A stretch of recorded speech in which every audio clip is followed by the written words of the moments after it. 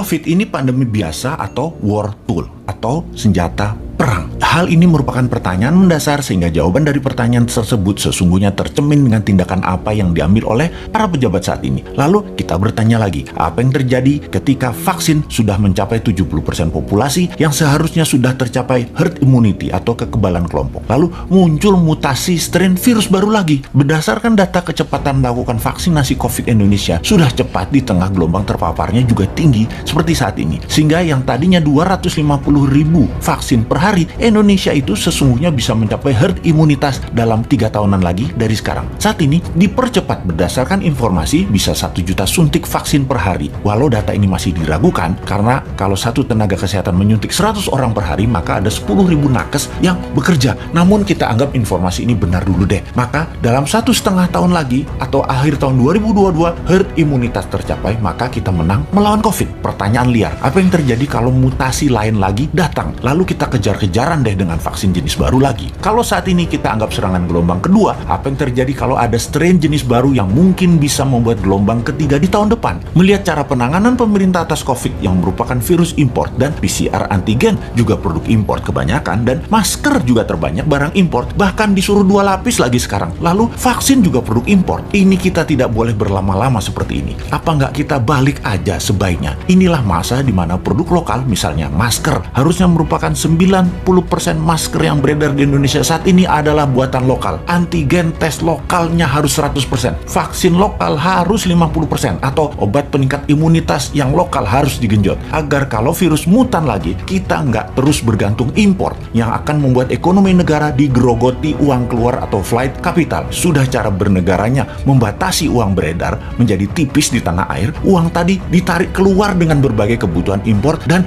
tunai di tanah air harus hidup dengan pinjaman dolar asing dan yuan. Rupiah kok jadi nggak berdaulat ya? Pastinya karena kebijakannya terlalu impor. Walau bisa terlihat benar karena semuanya dalam keadaan darurat, tapi kalau bernegaranya daruratnya berkepanjangan seperti ini, sebenarnya bisa nggak masuk kategori salah kelola atau mismanagement bernegaranya. Lebaran tahun 2020 nih ya, kita nggak boleh mudik, pulang kampung, mudik apalah itu. Lalu tahun 2021 berlaku lagi, nggak boleh mudik lagi. Oke lah, kita manut, 2 kali ya kita manut. Walau ada beberapa orang nggak tahan melakukan pulang kampung yang katanya mereka lah penyebab meledaknya gelombang kedua paparan COVID sekarang. Oke lah, argumen ini diterima. Tetapi kalau tahun depan 2022 masih lagi, ini namanya nggak bisa kelola. Setuju nggak kalau hal ini kita sematkan? Nggak bisa kelola negara karena 3 kali berturut-turut kita nggak pulang kampung. Kembali ke pertanyaan awal. Kita bisa simpulkan dari pertanyaan pertama oleh pemerintah saat ini, COVID adalah pandemi biasa, bukan war tool atau senjata perang biologi. Menjawab pertanyaan kedua, kalau ada strain baru, maka sepertinya ya ikut aja atas apa yang akan terjadi nanti. Kumaha engke, tak ada antisipasinya, yang ada hanyalah mudah-mudahan nggak ada mutasi lagi. Kalau terjadi berlawanan, ini senjata biologi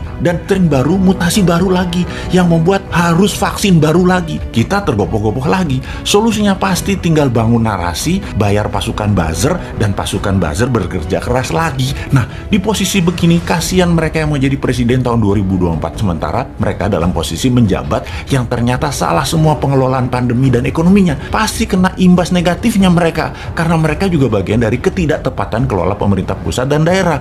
Karena yang digadang-gadang tahun 2024 kebanyakan pejabat incumbent. Di sini enaknya jadi yang bukan pejabat tetapi selalu memberikan solusi. Bahkan bukan hanya solusi, tapi saran yang dikerjakan walau dengan skala tanpa fasilitas. Bisa jadi kuda hitam nggak di tahun 2024 kira-kira dia itu. Tapi mudah-mudahan prediksi ini salah. Ekonomi membaik, COVID teratasi tahun ini. Amin. Cuman takut aja prediksi ini benar. Masa tinggal bosman tahun 2024? Ya nggak mungkin toh. Harusnya bisa 3 kali menjabat. Dukung.